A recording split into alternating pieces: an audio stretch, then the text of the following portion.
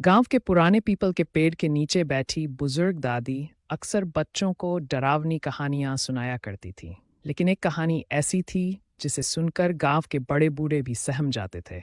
सुगाहन चुड़ैल की कहानी। शुभा की शादी गांव में शुभा नाम की एक नवविवाहित लड़की थी। उसकी शादी बड़े धूमधाम से हुई थी और वह अपने पति रमेश के साथ बहुत खुश थी।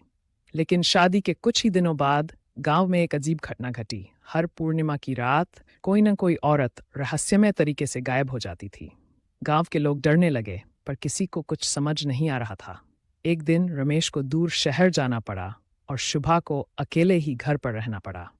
उसकी सास ने समझाया, बेटी रात को दरवाजा मत खोलना, चाहे कोई भी पुकारे। शुभा ने सिर हिला दिया, लेकिन उसे क्या पता था कि उस रात उसकी जिंदगी हमेशा के लिए बदल जाएगी।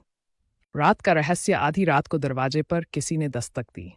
आवाज आई, शुभा दरवाजा खोलो, मैं तुम्हारी सहेली राधा हूं। शुभा चौंक गई। राधा तो पास के गांव में रहती थी, वह इतनी रात का यहाँ कैसे आ सकती है? लेकिन आवाज जानी पहचानी थी, तो उसने धीरे धीरे दरवाजा खोल दिया। जैसे ही दरवाजा खुला, एक काली परछाई तेजी से अंदर घुसी।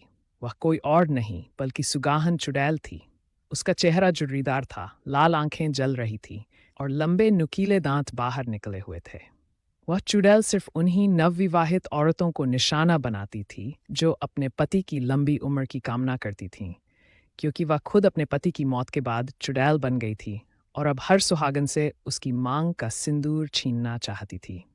शुभा की सूझबूझ। शुभा ने तुरंत एक जलता हुआ दीपक उठा लिया और चुड़ैल के सामने कर दिया। आग देखकर चुड़ैल चीखने लगी और पीछे हटने लगी।